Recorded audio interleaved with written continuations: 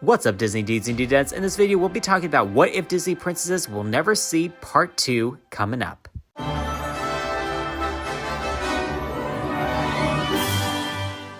Now, I know what a lot of you might be thinking. Why, Disney dude, are you making so many Disney princess what if videos or exploring the concept of Disney canceled princesses? Well, there's a bit of history to it that I think you guys are gonna love, and it's really close to my heart. You see, as a kid, I had the biggest dream of becoming a Disney animator. You know, drawing has always been a passion for me, and just the overall Disney characters themselves have a profound impact on my childhood, and just the wonder and imagination of Disney animation.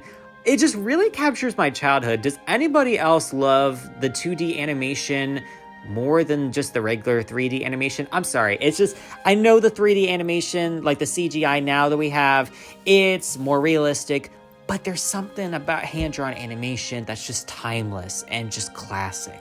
And so that's really what attracted me to start, to draw Disney characters, and it's always been dear to my heart. And one of my fondest Disney memories is that I'll never forget the day I visited Hollywood Studios and had the chance to show some of my drawings to the Disney animators. It was a couple that were actually from different Disney films, and I remember having this whole portfolio of all my different drawings, from all different various Disney movies.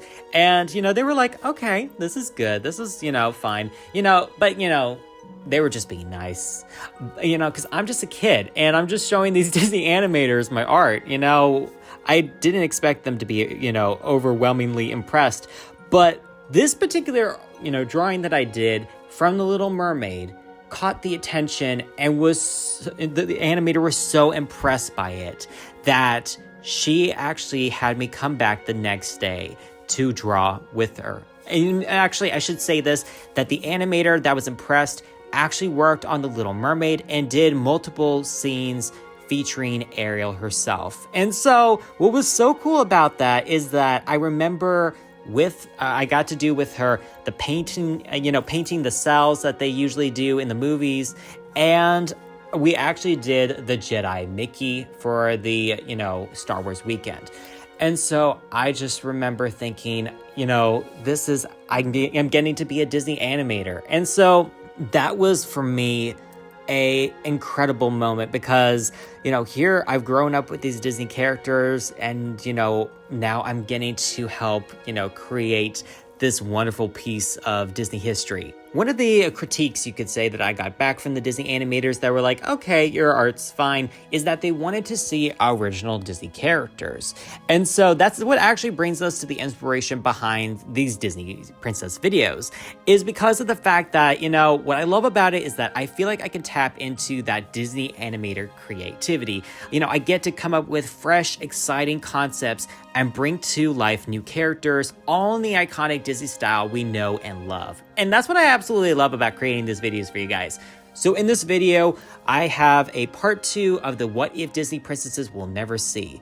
So here is some of these concepts. Hope you guys enjoy it, and let's get right into it. Okay, so our first Disney princess is a Japanese princess. A lot of people pointed out that even though there's Mulan, she's Chinese, and so therefore there hasn't been an official Disney Japanese princess. So through the use of some AI and that of Disney Imagineering, here is some concept art as well as a synopsis of what her story would be. The story revolves around the princess named Sakura, who's determined to save her kingdom from an eternal darkness that's engulfed the land. And so along the way, she meets a prince named Hiroshi, and together they embark on a perilous journey where they encounter mythical creatures and have to actually battle dangerous villains such as the very fearsome Takeshi, who is a cunning, wicked emperor and poses a significant threat to our main characters on their journey to uncover the eternal blossom, which is the key to be able to freeing their land from this wretched curse. And so he actually wants to use it for nefarious purposes. And so with their newfound friends, they actually manage to outsmart him and defeat his army. And so they're able to restore order to their lands, and Sakura and Hiroshi actually marry and unite their kingdoms together. And so overall, everyone lives happily ever after. I don't know about you guys, but I can definitely see the potential for this film and the overall culture and having these characters battle this emperor. This film would definitely be the next Mulan. Without a doubt. What do you guys think? Would you love to see this Japanese Disney princess? Let me know in the comments below. Next up, our Disney princess is a Dominican Republic Disney princess. A lot of people in the comments pointed out that there wasn't one, and so I thought, why not? So here's a bit of concept art and what her story would be. The story revolves around Anita, our Dominican Republic Disney princess. She is a very strong-willed and compassionate young woman who dreams of bringing a positive change to her community. With a heart full of love for her people and a passion for preserving their traditions, Anita embarks on a quest to protect her land from an impending threat. And along the way, she meets Alejandro, who's the charismatic Dominican Republic Disney prince in this tale, who is captivated by Anita's unwavering spirit and determination. As a skilled musician and natural leader, Alejandro supports Anita on her mission, using the power of music to unite their people and rally them against the looming danger. However, lurking in the shadows is Montoya, our Dominican Republic Disney, bad guy. And so he is a cunning and convincing figure who seeks to exploit the natural resources of the Dominican Republic for personal gain. With his wealth and influence, Montoya possesses a significant threat to Anita and Alejandro's quest, jeopardizing the harmony and well-being of their land. As they traverse the breathtaking landscapes of the Dominican Republic, they encounter a host of colorful characters, including mythical creatures and loyal companions. Together, they must learn the importance of, bringing everybody together to stop him. And so, luckily, they're able to defeat him with the power of music and restore order to their land. They all live happily ever after. I don't know about you guys, but this definitely sounds like something that I would think of in a Disney movie. It's got a lot of flair, similar to that of Princess and the Frog, and I just think that this would be very cool in the backdrop of the Dominican Republic. What do you guys think? Would you love to see a Dominican Republic Disney princess? Let me know in the comments below. Okay, next up on our Disney princess list is a Greek Disney princess. When I thought about this one, I was like, wait a second, don't they already have one? Isn't Meg technically a princess? Well, even though she's not an official Disney princess, she technically falls under the category of Disney heroine, but for some reason, she's always pictured hanging out with the Disney princesses. I don't know. But, in this particular situation, since I saw a lot of people asking in the comments about a Greek Disney princess, I thought, you know what? Why not? So here's a bit of concept art and also what her story would be. Our story begins with a spirited young princess named Evangelia. She longed to explore the world beyond her royal palace, but little did she know that her destiny was about to unfold. She meets a prince named Alexei during a Greek festival, and their connection is instant as they start to relate about how they love their homeland and just want to protect their families, but want also at the same time to explore the world around them. But amidst this blooming friendship, they have to actually defeat this villain known as Nico, who's actually wanting to claim the throne for himself of Greece. And believe it or not, he's actually the uncle to that of Evangelia.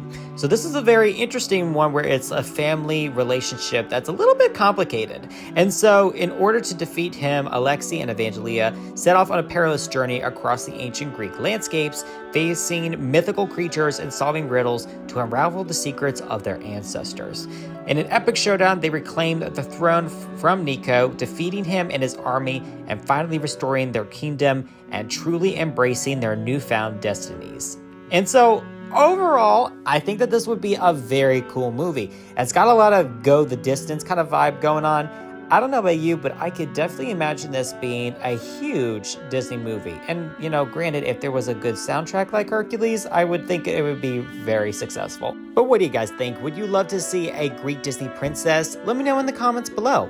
Next up on our list of Disney princesses is a Dutch Disney princess. A lot of people pointed out that there wasn't an official Disney princess that was Dutch, even though I did a little bit of history and it said that originally The Little Mermaid supposedly takes place in Denmark. I don't know how I feel about that because of the fact that, King Triton technically stems from that of mythology and Greek or Roman mythology, I think. It's like I think he's related to Poseidon. So it kind of doesn't really make sense if the story would be in Denmark. So anyway, here's a little bit of concept art and also a bit of a storyline, a synopsis of what this Dutch Disney princess would be. The story revolves around a young princess named Emma, who is being told that she must marry the Count Hendrix, who is the villain in this tale, even though she doesn't love him at all. She's literally being forced to marry this guy because of the fact that it would only bring prestige to the kingdom and, to secure her future. But she wants to marry for love. There is a royal ball in her honor, and during this ball, she actually meets the Prince Dan, and they bond over food and dancing and become instant friends and later lovers. But their happiness is unfortunately threatened by the presence of the cunning villain Hendrik, who literally takes note of the fact that Prince Dan likes Emma and wants him out of the picture. You see, if Hendrik marries Emma, then he gains control of the entire Netherlands fortune, and that's what he wants. And so therefore he tries to get rid of the Prince Dan in secret. Through the help of some newfound friends, Prince Dan manages to survive and reunites with Emma, and they confront Hendrik together and manage to dethrone him and save their kingdom. And now imprisoning Hendrik in jail and the kingdom safe at last, Emma chooses Prince Dan for her husband, and the end is a royal wedding and a happily ever after.